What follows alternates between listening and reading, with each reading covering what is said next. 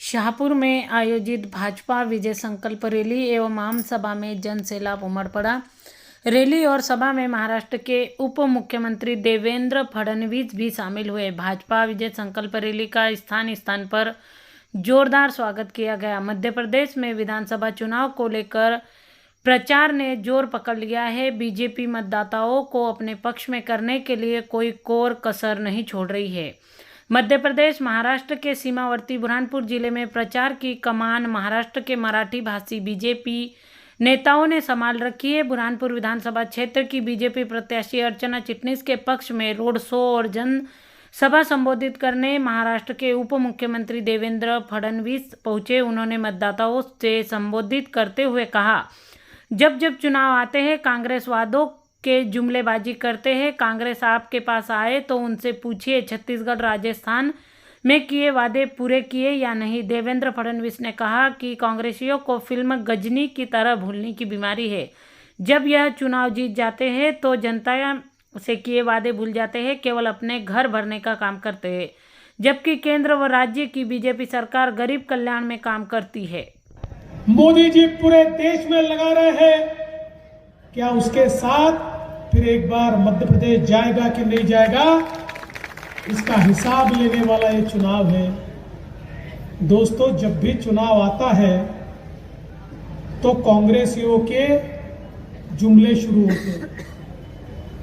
ये लोग आकर आपको चाहे जो आश्वासन देते, अभी आप देखिए मध्य प्रदेश में भी कभी राहुल गांधी आते, कभी प्रियंका गांधी आती है, कभी कहते हैं ये कर देंगे, कभी कहते हैं वो कर देंगे। कमलनाथ जी भी रोज नए आश्वासन देते। इनको एक बार पूछिए, आपने छत्तीसगढ़ में आश्वासन दिए थे, कौन से आश्वासन पूरे किए?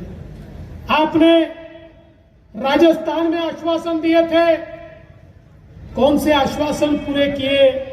अरे ये लोग तो ऐसे, एक कांग्रेसी गांव पहुंच गया और गांव में पहुंचने के बाद बोला आपके गांव में स्कूल बनाएंगे, अस्पताल बनाएंगे, आपके गांव में पुलिया बनाएंगे। एक बूढ़ा खड़ा हुआ, बोला कैसे पुलिया बनाएंगे, हमारे गांव में ना नदी है ना नाला। बोले कोई बात नहीं, पहले नदी और नाला बनाएंगे फिर पुलिया बना देंगे। ये लोग, इनको भूलने की बीमारी है। वो गजनी पिक्चर आपने देखी थी, वो गजनी की बीमारी कांग्रेसियों को है। ये हर भाषण में एक नया आश्वासन देते हैं, कभी पूरा करते नहीं है। चुनकर आते हैं तो भूल जाते हैं। चुनकर आने के बाद इनको सिर्फ अपना घर, संसार, परिवार इतना ही नजर आता है। ये कभी दुनिया का विचार नहीं करते, लोगों का विचार नहीं करते, गरीबों का विचार नहीं करते। और आज देखिए मोदी, देखिए 5 साल दीदी नहीं थी तो क्या हुआ हमने देखा।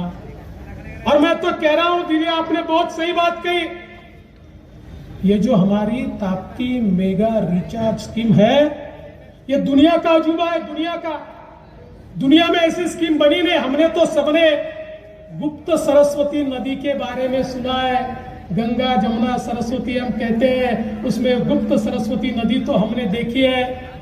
लेकिन इस गुप्त सरस्वती नदी की तरह ये ताप्ती रिचार्ज स्कीम एक गुप्त नदी की तरह है, जिसको एक दुनिया के अजूबे के रूप में हम करना चाहते हैं। और मैं दीदी का अभिनंदन करना चाहता हूं कि जिस समय हमारी उमा भारती जी मिनिस्टर हुआ करती थी, उस समय इधर से दीदी ने पहल की, उधर से हम लोगों ने पहल की, और उमा दीदी के साथ बैठकर पहले हमने ये सारा इलाका देखा।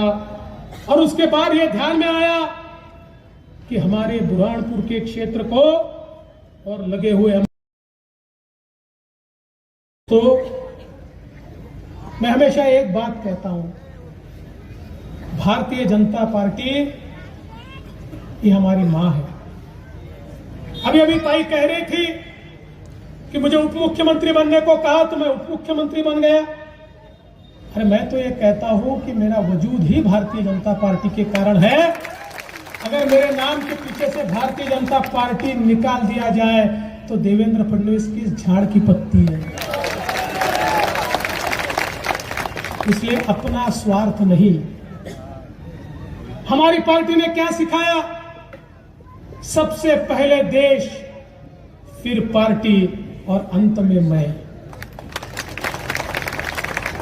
इसलिए आप लोग एक बात ध्यान में रखिए, इस चुनाव में कई बरगलाने वाली बातें होगी, अलग अलग प्रकार की बातें कही जाएगी, भारतीय जनता पार्टी के कार्यकर्ताओं को दिग्भ्रमित करने का काम होगा, लेकिन हमारा लक्ष्य एक है और वो लक्ष्य है स्वर्णिम भारत का।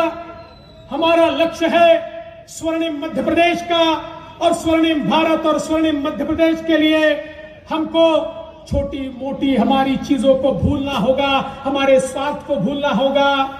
अरे कौन चुनकर आता है, कौन चुनकर नहीं आता, ये महत्व का नहीं होता है। कौन आगे ले जा सकता है, ये महत्व का होता है। किसके हाथ में ताकत है, ये महत्व का होता है। मोदी जी किसके पीछे खड़े रहेंगे, ये महत्व का होता है। और मोदी जी खड़े रहेंगे मध्य प्रदेश के पीछे, मोदी जी खड़े रहेंगे शिवराज जी के पीछे, मोदी जी खड़े रहेंगे हमारी अर्चना ताई के पीछे।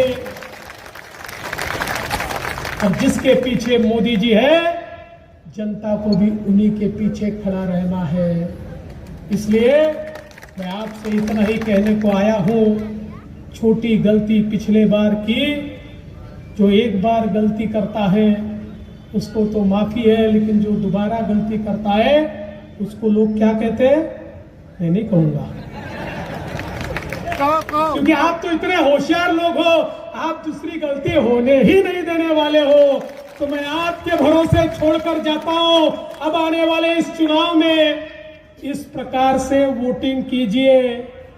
अर्चना ताई चुनकर तो आएगी ही, लेकिन आपके वोटिंग का प्रतिशत ऐसा रहना चाहिए कि भोपाल में बैठे हुए नेताओं को लगना चाहिए कि अर्चना ताई को सिर्फ विधायक रख के नहीं चलेगा, आगे भी ले जाना पड़ेगा। इस प्रकार से वोटिंग कीजिए। इतना ही कहते हुए अपने शब्दों को विराम देता हूं। धन्यवाद। जय हिंद, जय भारत।